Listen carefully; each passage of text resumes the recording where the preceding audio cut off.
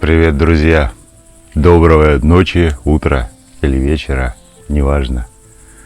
Байки у костра. Кто хотел.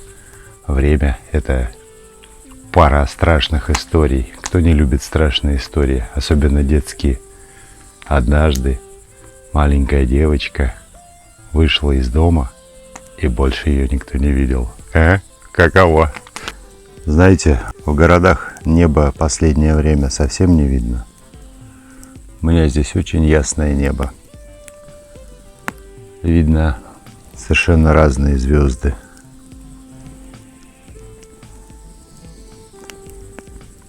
А также видны объекты, которые летают, которые выдают за объекты, спутники Илона Маска. Ну, по поводу этих объектов сложно утверждать. Знаете, ведь есть первая, вторая и третья космическая скорости. Они обусловлены неким обстоятельством. Одна скорость нужна для того, чтобы преодолеть притяжение Земли при взлете, а другая скорость движения вокруг орбиты должна равняться скорости падения. Знаете, я не буду рассуждать о том, почему эти объекты светятся. Они не являются отражением Солнца. Они летят, они не отражают Солнце, они являются самостоятельным свечением, то есть это бортовые огни. И очевидно, если вы выйдете и посмотрите, что этих объектов много, особенно к полуночи, их очень хорошо видно. В городах их не видно. А те, кто за городом, не поленитесь, выйдите. Объекты, летящие в одном направлении с разной скоростью, это объекты, которые летят совершенно разными направлениями. Возможно, какие-то облетают вокруг Земли, другие же явно преследуют другие цели.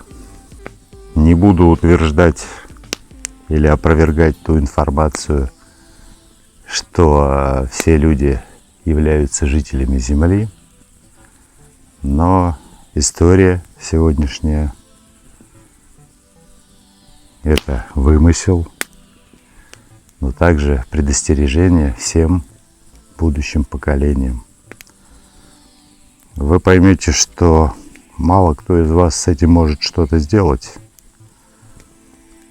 Но, тем не менее, нашим детям, у наших детей эта история может быть вполне актуальная, невымышленная. Сейчас очень полно историй об искусственном интеллекте и биткоине, как эти штуки взаимосвязаны. Ну, начнем, наверное, пожалуй, с искусственного интеллекта. Это задача многих поколений предыдущих из истории. Люди пытались создать что-то подобное, похожее, превосходящее человека в его действиях, но весьма похожее или занимающееся чем-то подобным. Первый искусственный интеллект, он был механические счетные машины. Они не противоречили законам этого мира и могли складывать, вычитать, умножать довольно-таки большие числа. Это была обычная бухгалтерская счетная машина, где вводились циферки, проворачивалась ручка, и были даже такие первые кассовые аппараты. Вот он первый искусственный интеллект. Далее эта счетная машина преобразовалась в калькулятор с появлением двоичной системы электронной. Но сейчас вновь говорят об искусственном интеллекте. Что это? То ли тот был не искусственный, то ли современный не искусственный. И тут очень важно говорить в контексте ментального тела, менталитета человечества. Ведь Такие личности, как Илон Маск, они заявляют то, что скоро искусственный интеллект победит человечество, он будет умнее любого человека. И тут даже это не важно, ведь калькулятор давно умнее любого человека. О чем же идет речь? Дело идет о ментальной смыслоформе, которая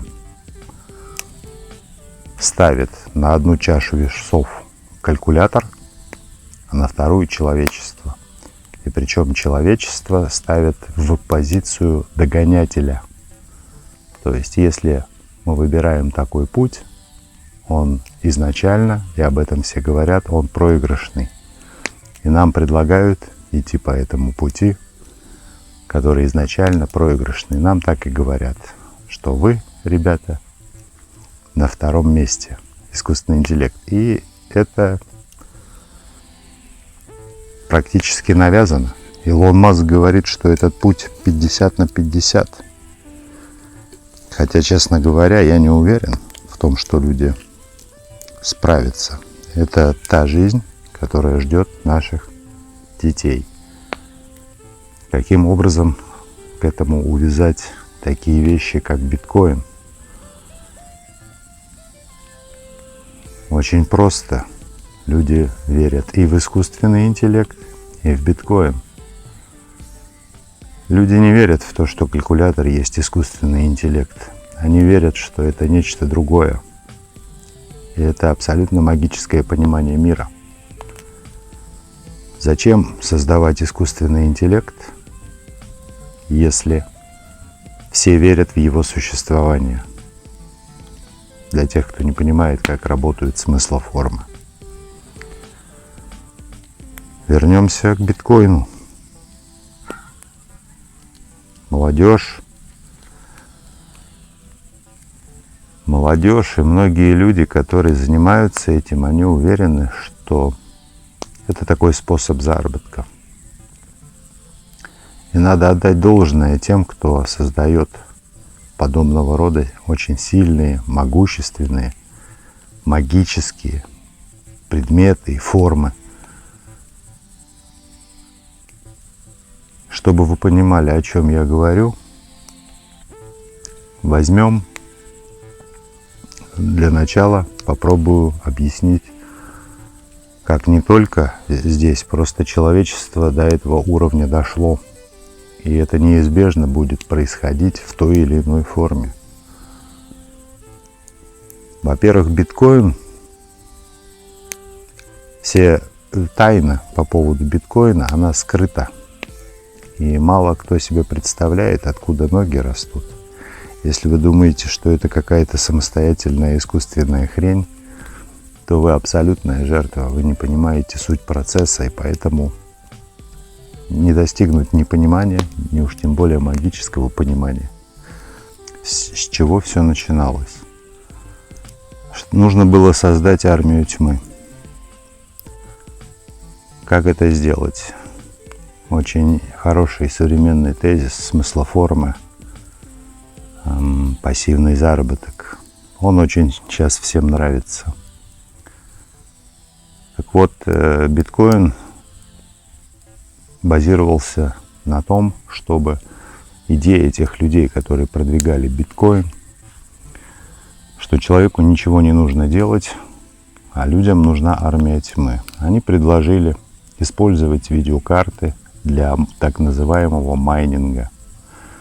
Вы покупаете видеокарту, подключаете ее к компьютеру, подключаетесь к системе, ничего не делаете, ваша карта используется, вы зарабатываете деньги, так называемое майните. На первом этапе нужно было создать большую армию тьмы. Это очень нелегко было, но она была создана. Появилось огромное количество людей, которые майнили. По сути, человек сидит, ничего не делает, майнинг. Все, что нужно понимать для майнинга, это сколько вы заработали и сколько вы потратите за электроэнергию. По сути, мы имеем схему тех людей, которые задумывали страшное. Идея в чем? Любое бездействие равно энергия. То есть возьмем любую страну, не будем брать, там, ну, можно большие, маленькие. Ничего не производится, тратится энергия. Как можно в маленькой стране, то есть для того, чтобы добыть энергию, допустим, пшеницы, вот на каждом, ну, чтобы вы понимали, при расчетах, я тонкие расчеты не вел, я представляю, как эта система работает в целом. 1 килокалория равно 1 ватт. Чтобы работал человек, ему нужно 1500 минимум килокалорий в сутки. Для того, чтобы человек просто спал, ему нужно 800-900 килокалорий. Вот. 1 килокалория, 1 ватт. 1000 калорий. На каждом продукте есть отображение килокалорий. И это неспроста. Для того, чтобы вырастить килограмм пшеницы, по закону сохранения энергии нужно потратить определенное количество энергии. Сама она не вырастет. Энергии для того, чтобы посадить, энергии, чтобы собрать, энергия, чтобы сделать продукт. На каждой пачке написана его энергетическая ценность. Так вот, чтобы у страны не было, ну, то есть, чтобы вы понимали перераспределение энергии, сколько нужно энергии потратить для того, чтобы майнить, и сколько нужно потратить энергии для того, чтобы вырастить урожай или произвести продукт. Впоследствии эта система с вероятностью на 100% превращается в валюту. То есть, если сейчас все говорят о долларе, он рухнет и так далее, то биткоин — это совершенно иного порядка вещь. То есть, по сути, вам зарплату будут выдавать в килокалориях. То есть, биткоин — это некая такая биржа, которая приравнивает к килокалориям. Дальше при замкнутой системе, если вы будете курям кидать меньше зерна, они будут мучиться, кто-то из них сдохнет, но их количество, этих людей, будет соответствовать потенциальному количеству затраченной энергии на существование этого вида. Людям в не такой глубокой уж перспективе, а именно нашим детям, предложат жить в таком мире, в котором ихняя жизнь будет приравнена к килокалориям. И если кто-то думает, что цена биткоина определяется рынком, то не будьте глупцами. Цена будет приравнена к энергии, затраты энергии. Если человек потребляет 1500 килокалорий, или 2000, или 5000 килокалорий, то ему нужно искать работу, которая будет соответствовать стоимости 5000 килокалорий на месяц. Вот. И если кто еще не понял, что эта система является фундаментальной, то есть она привязана к рынку. И как любой рынок, стремящийся к нулю, он будет стремиться к оптимизации. У кого в руках ключи доступа к биткоину, тот и будет управлять миром. Стоит только повысить цены на биткоин, и бездумная армия тьмы начнет майнить, начнет красть энергию, которая так необходима для выращивания урожая. Маленьким странам будет очень-очень тяжело. А искусственный интеллект при всем при том будет использован для того, чтобы освободить от ответственности тех людей, кто придумывает эту систему будущего. Система будущего, она будет основано, что правительство всегда будет в тени. Оно будет оправдано искусственным интеллектом, так называемым, который заранее превосходит интеллект человека. Кто такой человек, чтобы понимать, что такое биткоин? Современные заложники социума — это свободные ребята по сравнению с теми, кто станет заложниками будущего. И знаете, вот эти объекты, которые летают над нашими головами, если кого устраивает идея о том, что это спутники Илона Маска, ради бога, эта Земля все больше и больше приобретает элемент колонии. И те люди, которые летают на этих аппаратах к другим планетам, на свою дачу, это еще вопрос, кто эти ребята, кто летают. Ведь они пользуются габаритными огнями. Да, в современном интернете мало мистицизма. Чародеев все меньше и меньше.